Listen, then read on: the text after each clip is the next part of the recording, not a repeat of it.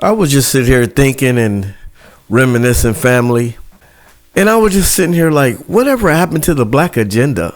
Whatever happened to the black agenda? Whatever happened to black civil rights? Whatever happened to the leaders that were standing up specifically for black people and for the black agenda? What happened?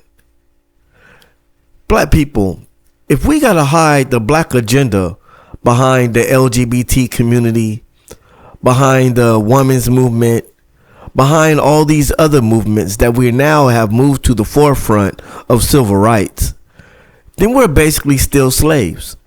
If we can't openly express our need to take care of black people, then man, we are in a bad shape. Man, we are in bad shape. I'm telling you right now, we are in bad shape. We're actually taking steps backwards now because we used to step forward. We used to say it's about the black agenda. It's about black people. No, what are you going to specifically do for black people? What happened to that movement? What happened to that movement? Why we have to attach everything else to blackness now? Every black person in America is not LGBTQ.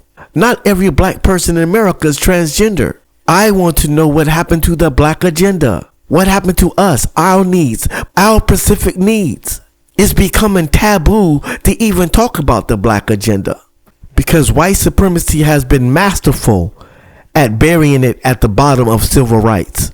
And I'm talking about racist white Democrats and racist white Republicans. It's all one system. Two birds of the same feather. And no matter how you call it, they're both working against us to make sure we stay at the bottom and make sure that we continue to be the foundation that they stand on. That's the problem. And if we would have been smart enough to realize that having your own stuff is better than sharing stuff with other people that do not like you, we would have said forget desegregation and we would have stayed segregated under the power of having your own. No matter how you look at it, politically or socially, it is better to have your own. What they say, God bless the child that has his own. And right now, we don't have our own. And that is a very big problem.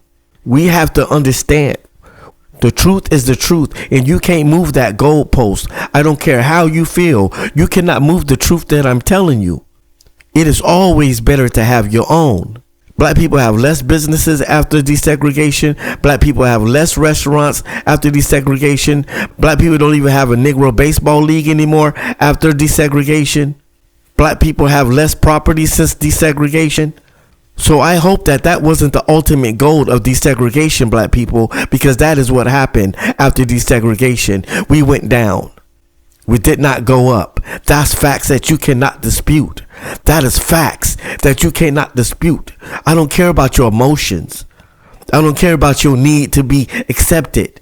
I don't care about none of that stuff. That's all emotional. You cannot make decisions based on emotions. And I tell black people this all the time. Get out of your emotions and get out of your way. Because if you stay emotional, you will destroy all of your progress. Facts is facts. No matter how you look at it, no matter how you spin it, you can say, okay, well, I can marry a white person now. Well, we can all go to the same restaurants. Oh, we can all go to the same stores now. Oh, we can all do this and we can all do that, but you don't have nothing. What is it worth? What is it worth to be able to sit down with somebody and say, oh, I can sit in the same restaurant as you, but yet I don't have a restaurant? What is it to say that I can sit in the same classroom with you when I don't even have a classroom? What is the use of saying that I can stand on your land, but I don't have no land of my own? You guys better stop me, because I'm going to tell the truth, and I'm going to tell it the way it is. And I'm going to break it down in a way where you cannot dispute it. That's one thing I'm going to do. Run and debate the truth, if you dare. So I want to know what happened to the black agenda. I want to know why it's so taboo now. In 2025, it's taboo. We're going backwards now. We're not going forward, black people. The mission was to be able to boldly state what we wanted.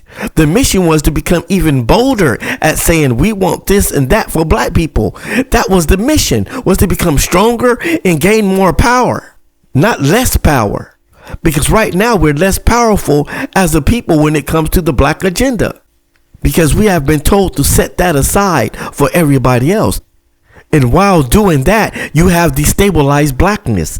You have destabilized the black movement. You have destabilized the black agenda. For all that we have fought for, why would we put ourselves in that position? For all that we have fought for, why would we put anybody above the black agenda? Please explain that to me. Why would we put any group, any people, any culture, anything, gender, or whatever you want to call this mess? Why would we put that above the black agenda when we worked so hard and fought so hard and so many people bled and died to keep the black agenda alive? To me, it is a major mistake. And this is not by mistake. It's by design. It's been designed to destabilize blackness. That's why they put all this other stuff on our plate, for we can't focus on the number one agenda, and that is the black agenda. I said somebody better stop me, because the truth is going to be told today. We have been co-opted and distracted. I said family. We have been co-opted and distracted. I said family. We've been co-opted and distracted to focus on other things other than the black agenda. And that has been done purposely by those that have tripped us up, shook our hands, and called us our friends. And the closest enemies that we have is the Democratic Party. The Republicans are our enemies too, but the closest enemy that we have today is the Democratic Party. I said somebody better stop me.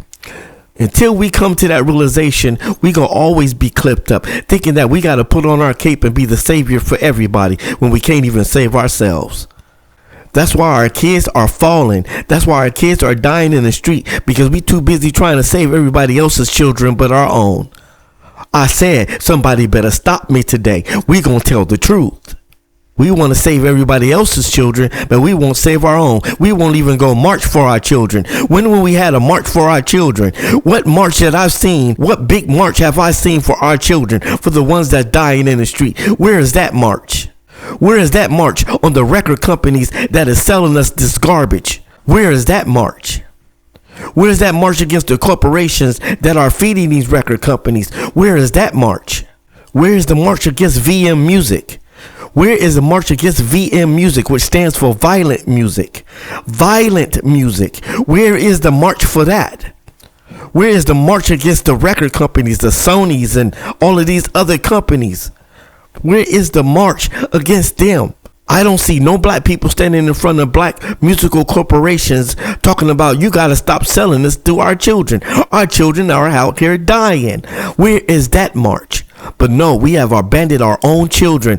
We too busy trying to make sure transgenders can adopt children. We too busy making sure LGBTQs can adopt children. And while we're helping them save other people's children that they did not want, we can't even save our own children. I told you guys you better stop me today, because the truth is coming out today. I'm on a truth mission today. I'm done and over with. I am done with it. And I'm going to tell it like it is. And that is what it is. We have abandoned our children to save everybody else's agenda, everybody else's children. And it's not good, black people. Anybody with common sense know that you first got to save your own house before you run down the street and try to save somebody else's house. How is black people going to run down here with buckets of water and try to put out everybody else's fire, but your house is on fire? Black people have run down the street with buckets of water to save everybody else's house, just to come home and realize that their house burned down to the ground. Make it make sense. Anybody with common sense will know that you put the fire out in your house first. Then you run down there and try to help everybody else put out their fire. But you always take care of home. Black people, you have not been taking care of home. Especially you black Democrats. You have not been taking care of home. You've been taking care of everybody else's house, and that's not acceptable. And anybody that falls for these policies, you're ignorant. And that is the failed philosophy that we are being fed by both sides, Democrat and Republican. We being clipped, or you can say we being eclipsed. And shame on our leaders that have allowed this to happen. Shame on our leaders, our black leadership. You need to be fired. Every last one of you. Everybody in the Black the Caucus need to be fired. Everybody at the NAACP need to be fired. All of our black leaders need to be fired. Roland Martin need to be fired.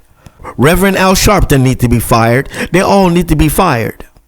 for allowing this to happen and telling black people to run down the street with buckets of water to put everybody else's fire out, just to come home and realize that your house is on fire and then burned to the ground and you don't have nothing left.